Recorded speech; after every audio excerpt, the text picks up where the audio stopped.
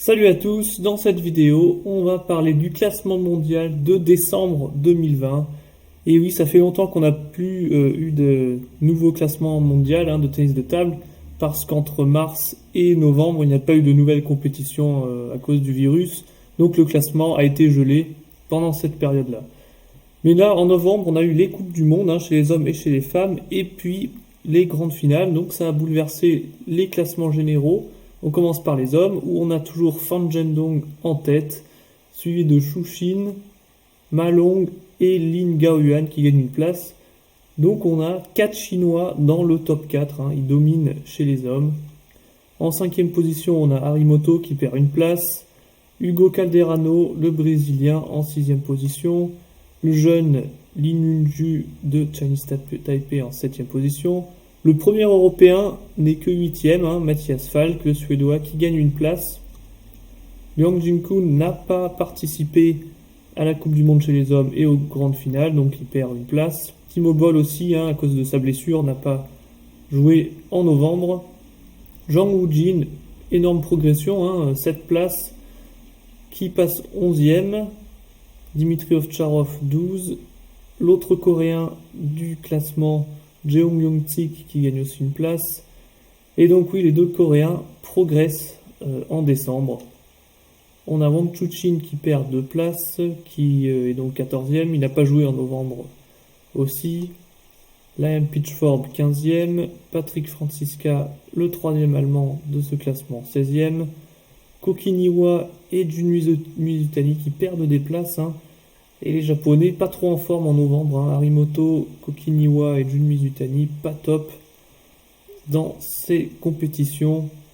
Wang Chunting en 19e et Simon Gauzy, le français, notre français, en 20e position dans la zone rouge, mais toujours dans ce top 20. Alors, pour moi, le joueur du mois de novembre 2020, c'est clairement Zhang Wujin.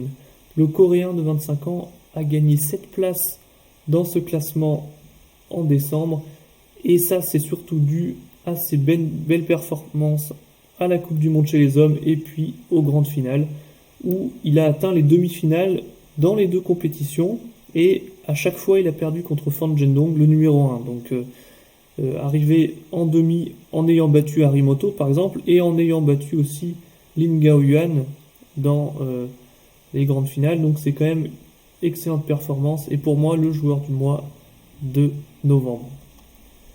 Maintenant on passe chez les femmes, où clairement, pour tous ceux qui suivent le tennis de table chez les femmes, Chun Meng domine outrageusement en ce moment.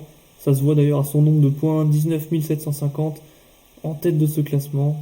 Su Ningxia en deuxième, qui dépasse Ito Mima. Wang Manu quatrième, suivi de Ding Ling, Zhu Yuling et Liu Shiwen, des Chinoises. Et Liu Shiwen qui perd donc 3 places, qui tombe dans le classement, mais c'était à cause de sa blessure. Elle n'a pas joué donc en novembre. Chen Liqing en 8e position, Ishikawa 8e, Wang Yidi qui progresse aussi de 2 places, passe 10e.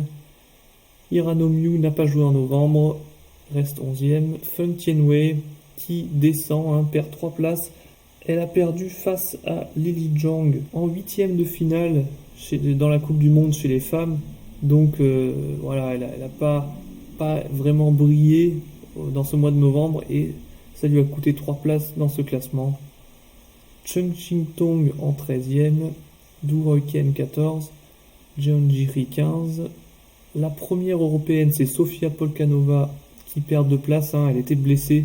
Elle s'est blessée en été, et en revenant de blessure, c'est pas toujours facile. Elle a perdu 2 places, même si elle a joué en novembre. Satori Tomi en 17e position. Adriana Diaz 18e. Petri Sasolia 19e. Et Re Jojia 20e, qui perd aussi 2 places.